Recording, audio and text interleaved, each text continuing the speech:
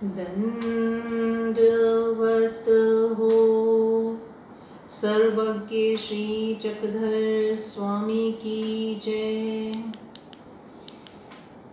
नवरात्रों के दिनों में महाराज की संपूर्ण श्रीमूर्ति की लीलाएं करते हुए आज तीसरे दिन हम जो महाराज की संपूर्ण श्रीमूर्ति की लीला करेंगे वो है जालना में वाय नायक को दर्शन देना। जालना का प्रसंग है जो रूपाइसा है, यानी कि जो महाताई सजी थी, उनके पिता वाय नायक जो हैं अपनी बड़ी बेटी से मिलने के लिए जालना आते हैं।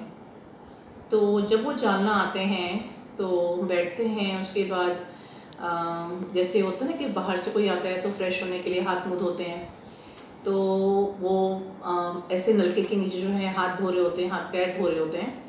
तो एक ही पैर धोया होता है। तो उनकी जो बेटी है उमैसा वो कहती है आपको पता है कि जो रूपाइसा हैं उनके जो गुरु हैं वो श्री चांगदेव राउल वो जो है जालना में आए हुए हैं। तो श्री चांगदेव राउल जालना में आए हैं, यहाँ पर आए हुए हैं। ये सुनते ही, ये शब्द सुनते ही जो है वाय नायक को एक स्थिति हो जाती है, स्थिति सुख को प्राप्त हो जाते हैं। स्थिति सुख में क्या होता है कि जीव को जो है अपनी सुध-बुद्धि नहीं रहती, वो जो क्या है स्थिति सुख में जो है इतना वो मगन हो जाता है। अब एक पैर धुला हुआ है, एक पैर गंदा है, वो दूसरा पैर भी नहीं धोते और एकदम जो है उनके अंदर नाम सुनते ही, यानी कि महाराज के नाम में इतना वेद है, इतना वेद था कि वो उस समय जो है वो पैर भी नहीं धोते और उनसे मिलने की इनमें तड़प पैदा होती है और वो एकदम जो है भगवान से मिलने के लिए चल पड़ते हैं। अब एक पैर साफ है, एक पैर गंदा है, बस ये बोलते जाते हैं कि रूपाइसा के गुरु, क्षमा करें, रूपाइसा के गुरु जो हैं श्री चांगदेव राउल आए हुए हैं, रूपाइसा के गुरु चांगदेव राउल आए हुए हैं और ऐसे चलते जाते हैं। अब हम किसी से मिलने जा रहे हैं तो रास्ते में उनके लिए कोई भेंट वगैरह, उपहार वगैरह जो है हमने लेना है। तो जो वाय नायक हैं रास्ते में भगवान के लिए फल खरीदते हैं, फूल खरीदते हैं, पूजन आदि जो है पूजन का सामान खरीदते हैं। अब क्या है, उनकी एक धोती का पल्लू जो है लटक रहा है, धोती खुल रही है एक साइड से, लेकिन उनको अपनी बिल्कुल सुध बुध ही नहीं है। एक पैर साफ, एक पैर गंदा, धोती लटक रही है, एक साइड में कपड़ा डाला हुआ है और सब देखते हैं, बाजार में चले जा रहे हैं, बोलते जा रहे हैं कि रूपाइसा के गुरु जो हैं श्री चांगदेव राउल आए हुए हैं, रूपाइसा गुरु। और लोग भी देख रहे हैं कि इसको क्या हो गया, ये कैसे किस सुध में जा रहा है, कैसे। तो यहाँ क्या है कि जब वो पहुँचता है भगवान से मिलने के लिए तो भगवान ऊपर चौबारे पे होते हैं। तो अब ये भगवान के सुध-बुध में भगवान आए हुए हैं, ऐसा वेदित होता है, नाम से सामान हाथ में, पूजन सामग्री है, सब कुछ है, एक धोती का पल्लू गिरा हुआ है।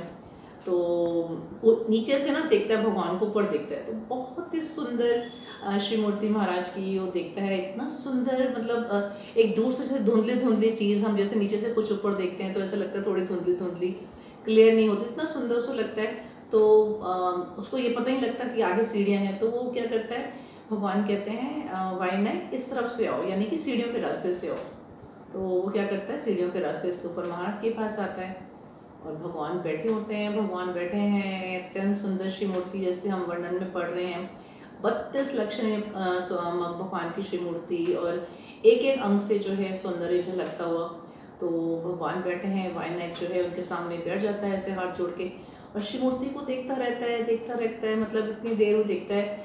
तो भगवान से कहता है कि आपसे मैं एक बात कहूँ, रूपाइसा ने आपकी श्री मूर्ति की, आपके बारे में मुझे बताया तो है, उसने वर्णन तो किया आपकी मूर्ति का, लेकिन उसको तो कुछ आता ही नहीं, उसको वर्णन करना तो आता ही नहीं है कि जो उसने मुझे बताया है वो तो 1% भी नहीं है। जो आपका सौंदर्य है, जो आपका लावण्य है, जो आपकी श्री मूर्ति की सुंदरता है, उसका बखान तो महाताईसा अपने शब्दों में कर ही नहीं पाई। तो बहुत सुंदर मूर्ति है भगवान की। तो भगवान भी हंसते हैं, प्रसन्न होते हैं, मुस्कुराते हैं। तो ये जो मूर्ति है भगवान उससे कहते हैं, फिर देखने के बाद पूछते हैं वाय नायक, अच्छा एक बात बताओ कि लोग तुम्हें किस नाम से बुलाते हैं? तो कहता है कोई मुझे वामनू कहता है, कोई है मुझे वाया करके बुलाता है। तो भगवान कहते हैं चलो ठीक है, आज से तुम्हारा नाम ना वामनाचार्य हो गया। तो उस वहाँ पर भगवान ने जो है उनका नाम जो है महाताईसा के जो पिता हैं उनका नाम प्रसादिक नाम जो है वामनाचार्य रखा। तो ये जो मूर्ति है, ये जो लीला है भगवान की, ये बहुत ही सुंदर लीला है। ध्यान करना हमने महाराज का कि किस प्रकार जो है महाराज चौबारे पे बैठे हैं और ऊपर खड़े हैं, नीचे से जो वाय नायक है भगवान के दर्शन करता है। ऐसी श्री मूर्ति जिसका नाम सुनते ही वे, जिसने आज तक कभी श्री मूर्ति को देखा नहीं, नाम मात्र सुनने से ही वो अपनी सुध बुध खो बैठते हैं। यानी अपनी इतनी भी सुध नहीं रहती कि एक पैर धोया है दूसरा धोना है, मेरी धोती कहाँ जा रही है, मतलब अपनी बिल्कुल सुध बुध खो बैठते हैं और भगवान के श्री दर्शन करने आते हैं। तो हमने इस लीला को कैसे याद करना है, नाम याद करना है भगवान का, जैसे लीला याद करनी है कि किस प्रकार वाय नायक जो हैं भगवान से मिलने आते हैं, अपनी बेटी से मिलने आए हैं। बेटी के ये शब्द कहने पर कि रूपाईसा के गुरु श्री चांगदेव राहुल जी आए हुए हैं, तो वो नाम मात्र से ही, जैसे हमने पढ़ा ना नामाचे दाठ आए में नामे वेद, यानी नाम में ही इतना वेद था, नाम में ही इतना आकर्षण था कि वाय नायक जो हैं सब कुछ भूलकर भगवान से एकदम मिलने को निकल पड़ते हैं। तो लीला याद करनी है कि किस प्रकार जो है भगवान ने उनको अपनी श्री मूर्ति के दर्शन दिए हैं, भगवान ने उनका प्रसादिक नाम रखा है। महाराज की श्री मूर्ति सौंदर्य से युक्त, सौंदर्य का होता है अव्यवाचा बर्वे पंते सौंदर्य, यानी एक एक अंग महाराज कितना सुंदर कि जैसे कि अगर एक अवयव पे नज़र पड़ जाए तो उससे नज़र करना हटना, इसे कहते हैं सौंदर्य। उदारे गुण भगवान का लावण्य ही हमने याद करना है। चेष्टा की जिस प्रकार, क्योंकि देखिए सारी संपूर्ण श्री मूर्ति की लीलाएं हैं और सब में जो है भगवान का प्रसन्न मनोधर्म है। तो भगवान की हमने याद करना है कि जहाँ भगवान बैठ के ये लीला कर रहे हैं वहाँ पे जो झड़प में जीव हैं उनके दुखों में जो है बेसावा हो रहा है।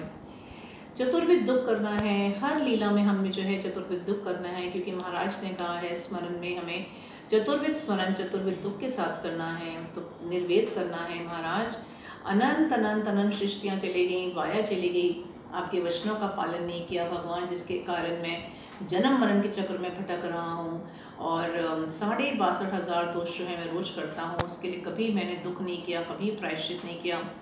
इस जन्म में अनुताप करें कि भगवान इस जन्म में अपने में से ये गलतियाँ हुई, अपने दोषों का भगवान के आगे बखान करें, भगवान के गुणों को याद करें और भगवान से प्रार्थना करें कि आगे जो है मेरे से दोष ही घड़ने वाले हैं, भगवान मुझे दोषों से बचाएं। और आर्थ करें कि भगवान ऐसी श्री सुंदर श्री मूर्ति जिसका नाम सुनते ही वो वेदित हो गया और मिलने को आ गया, भगवान ऐसी श्री मूर्ति का दर्शन हमें कब प्राप्त होगा, हम कब अपनी सुध बुध खोएंगे भगवान, हम आपके प्रेम में, हम आपके ध्यान में अपनी सुध बुध खोएं। ऐसा आशीर्वाद हमें दें कि हम भी जो है अपनी सुध बुध छोड़ के, अपने शरीर की, इस संसार की जो है सुध बुध छोड़ के आपके ध्यान में, आपकी भक्ति में मग्न हो सकें, लीन हो सकें। तो ऐसी प्रार्थना जो है, ऐसा आर्थ, ऐसा दुख इस लीला को स्मरण करते हुए हमें भगवान से प्रार्थना करनी चाहिए। तो महाराज से प्रार्थना करती हूँ, छोटी सी लीला है कि जो भी भगवान रिकॉर्डिंग के दौरान गलतियाँ हुई हों उसे क्षमा करें। सभी को मेरा सादर दंड प्रणाम।